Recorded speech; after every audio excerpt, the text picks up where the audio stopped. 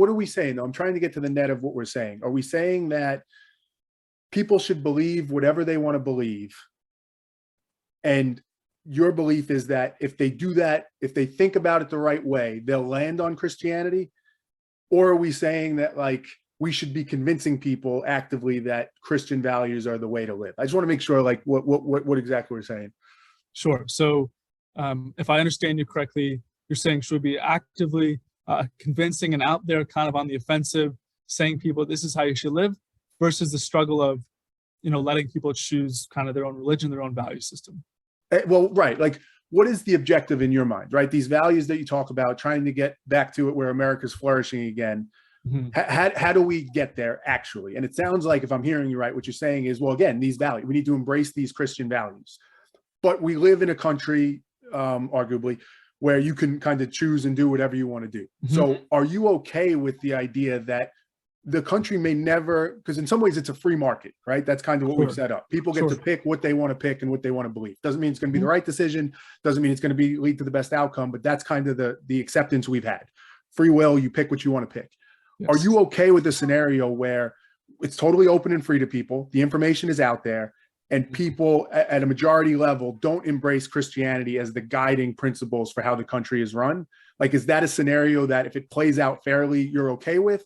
Or do you say, no, like that scenario can't happen? Christianity, Christian values have to be the playbook that we follow. Well, I mean, I think if you look at culture today, and I'll answer your question, but I'm going to throw a disclaimer first. Sure. If you look at culture today, it's never going to be to the ideal of where majority of people are living a Christian life. It's just not going to happen, and that's just the way it is. And so I am open for people, the information being out there, and lovingly one by one, and it again gets back down to the individual level where people can choose what they want to believe. Sure. But I will always stand in my firm convictions and beliefs and say Christianity is the proper worldview through which to view life. That is the rudder for which America truly flourishes. And off to your point, I actually want to make a book recommendation. It's called Bellwether Blues, A Conservative Awakening of the Millennial Soul, written by Jonathan Jakubowski out of Bowling Green, Ohio. And he looks at the competing value systems, and he looked at 7 different individuals that voted in 2016, voted for President Trump, and in 2000 and 2008 voted for Barack Obama. And he looked at what was the shift in values, what was the shift in mindset, and it came down to the pursuing the accountability on an individual level. It came down to one-on-one mentoring and conversations. And that's what it's going to take. It's going to take the individual pursuit of the individual coming alongside each other. It's not going to happen at a large institutional level. It's just not the way it's going to work. Yeah. How it will work over time is me coming alongside you when you're having a tough day and saying, I'm really sorry. Tell me what's going on. And, what's going on in your life? I'm curious. I'm passionate about it. Can I pray for you? What's going on? Sure. And then you can say, you may be believing this thing. Let me share with you what's important to me. And they're not going to immediately convert. That you hear stories that happening. The Apostle Paul, that happened. We literally got knocked off his horse.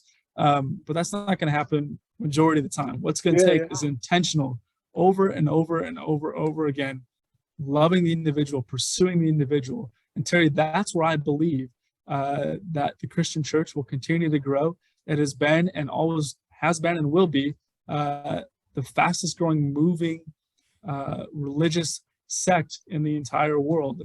And because it gets down to the value of the individual. And so, yes, to answer your question, I'm all for people having information and choosing what they want to believe. I believe in the American dream and the American melting pot. And I believe it's a place where you can come and practice your belief. But I will always, always be encouraging people to see that, the way that I view my worldview, I think this is the way, the truth, and the life. This is how the world should work. And I'm going to invite you into that process over and over again. But if you follow the thread, where does it lead, right? Because what if people, I think everything you said is beautiful. Everything you just said, and I mean that quite literally. It's a beautiful way to look at life. Everybody may not agree with it, but it works for you. Sure. And I think exactly as you said it, you'd lovingly like to encourage people and encourage them towards that. And then it's up to them what they want to do. Right. What happens though, if a significant portion of the population doesn't see it that way? If they say like, Birjan, totally get where you're coming from, totally respect your Christian, values and upbringing, totally respect that you're trying to help me with them and you're kind of sharing that with me. And you'd like it if I kind of switch to that on my own volition, but it's just not how I see it, right? Like how does that thread play out? Does it end with, okay, like gave it a shot, maybe you'll come around and that's cool? Or like, I don't know, where does it go? Because I still think there's some conflict in what you're saying, which is we want to maintain freedom of choice and everybody can do whatever they want to do, but really we should be doing it this way. So what happens, right? Maybe you think we're there right now. What happens if there's just a fundamental different perspective on what this world is and how we should live? How do we resolve that? Well, Terry, as you pointed out, we are there, right? Yeah. We are there. We have been for a long time, over the past 30, 40 years or so, or even before that. There will always be a competing set of worldviews. And so how do we reconcile that? How do we deal with that in the day-to-day? Again, I think it, for me and for my I'm sorry, John. I just want to be clear. I don't want to go day to day. I want to think big picture here, right? I want to get to the root of this. If at the end, let's take what you said. Let's say it's true, right? People could debate it, but let's say we're at that point right now where there's a fundamental difference in how people view the world. And let's oversimplify it and say there's just two camps. I mean, some would say there is, but I think it's more complex than that. But there's two camps. There's people that see the world through a conservative Christian lens and believe we should embrace those values. And then there's a more liberal camp, which says, no, that's not how we see it. So if that's the point that we're at, what are we doomed? Like, is it that the country is at the precipice of falling apart and crumbling? And if it is, why is it? Because I thought we were okay with the idea of people having different views and it's just up to each individual to pick what matters for them. And again, that's not a leading question to be like, you're doing this wrong. I'm genuinely asking because I think that you're obviously a smart guy and you've thought about this a lot. Well, so we are at that point and there are two camps. And so at a large, big picture overall level, again, Terry, it's going to come down to your worldview. It's, are you going to believe, are we okay going where we are right now?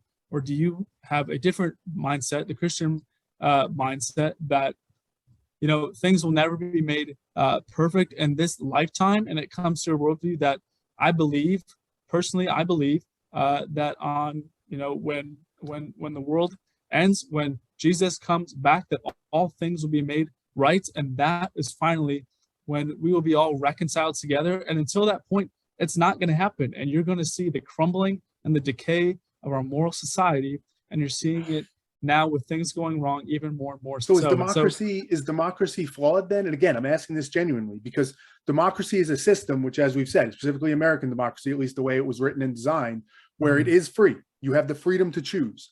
And what I'm hearing you say logically is if people can choose and they choose as they have today and don't align to Christian values, it's going to continue to decay and it's going to crumble and collapse.